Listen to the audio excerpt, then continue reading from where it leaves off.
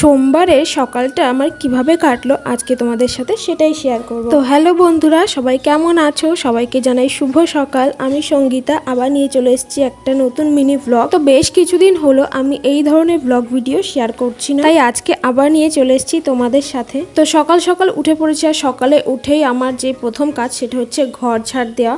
তো আমি সেটাই করছিলাম। আর আজকে জানো তো, আমি শুধু আমার ঘরটাই ঝাড় দিইনি, পুরো বারান্দাটাও ঝাড় দিয়েছি। তারপর আমি চলে গেছি ব্রাশ করতে, আর ব্রাশ করতে করতে দেখি ডগিটাও চলে এসছে আমার পাশে। তো আশিস দলুই আমাকে কমেন্ট করেছে, দিদি ভাই আমার নাম নিও পুষ্পিতা, থ্যাংক ইউ বোন আমাকে সাপোর্ট করার জন্য। ব্রাশ করা তো হয়ে গেছে, এবার কলতলায় গিয়ে মুখটা ভালো করে ধুয়ে। আর এই সকালে মুখ ধোয়ার পরে না খুব জল তৃষ্ণা পেয়ে যায়, তাই একটু জল খেয়ে নিলাম। রোজ দিন সকালে কিন্তু আমি একই কাজ করি না, মানে যেদিন যেরকম করি সেদিন তোমাদের সাথে সেটাই শেয়ার করার চেষ্টা করি। আর বিছানার উপর এই জামা কাপড়গুলো তোমার রোজ দিন পরে থেকে রোজ দিন গোছাতে হয়। তো তারপর বিছানাটা গুছিয়ে নিলাম। বিছানা আমার সেরকম এলোমেলো হয় না, আমি যেহেতু একাই থাকি। আর আজকে বাইরে কিন্তু খুব সুন্দর রোদ উঠেছে, তোমাদের তো ভিডিওর প্রথমেই দেখালাম। এই সকালবেলা রোদটা না ভালো লাগে, কিন্তু তারপরে দুপুরে যখন খুব রোদ্দুর দেয় তখন এত গরম পড়ে, তখন আর ভালো লাগে। তো বেশ কিছুদিন হলো আমি এই ছোলা ভেজানো তারপর মেথি ভেজানো জল, এই দুটো জিনিস আমার সকালবেলা রুটিনে অ্যাড করেছি। আর এই কাঠবাদামগুলো তো আমি রোজ দিনই খাই। মেথি ভেজানো জল খেলে কিন্তু ফ্যাট কমে, তোমরাও খেতে পারো। সারা রাত ভিজিয়ে রেখে সকালে উঠে ছেঁকে খেয়ে নেবে।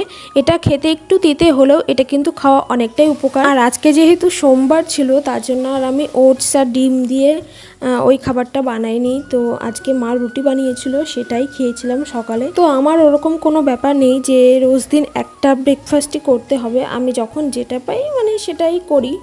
আর দেখো তোমাদের সাথে গল্প করতে করতে আমার কিন্তু এখানে খাওয়াও হয়ে গেছে। তারপর আমি চলে এসেছি রান্নাঘরে, আর এখানে দেখলাম মা রান্না করছে, আর এই শাকগুলো ছিল তাই ভাবলাম আমি বেছে দিই, তাই একটু মার সাহায্যও হয়ে যাবে। আর আজকে সোমবার ছিল, আমাদের তো সোমবারে পুরোই নিরামিষ হয়, তার জন্য এখন যাব আমি নদীর ধারে পনির আনতে। তো তার জন্যই রেডি হচ্ছি এখানে। আর এই গরমে বাইরে চুল ছেড়ে যাওয়ার মতো পরিস্থিতি একদম নেই, তাই চুলটা ভালো করে আমি খোপা করে বেঁধে নিয়েছি। আর আমি এখানে হেঁটে হেঁটে যাচ্ছি কেন বলো? কারণ আমাদের গাড়িটা আছে ওপারে গ্যারেজে, তো সেটা আনবো আর সাথে পনিরও আনবো, তার জন্য আমি হেঁটে হেঁটে যাচ্ছিলাম। আর মিষ্টি দোকান থেকে এখানে পনিরও নিয়ে নিয়েছি। তো চলো এবার বাড়ি যাওয়া যাক। ভিডিওটা কেমন লাগলো কমেন্টে জানিও, ভালো লাগলে লাইক সাবস্ক্রাইব করে দিও। দেখা হবে নেক্সট ভিডিওতে।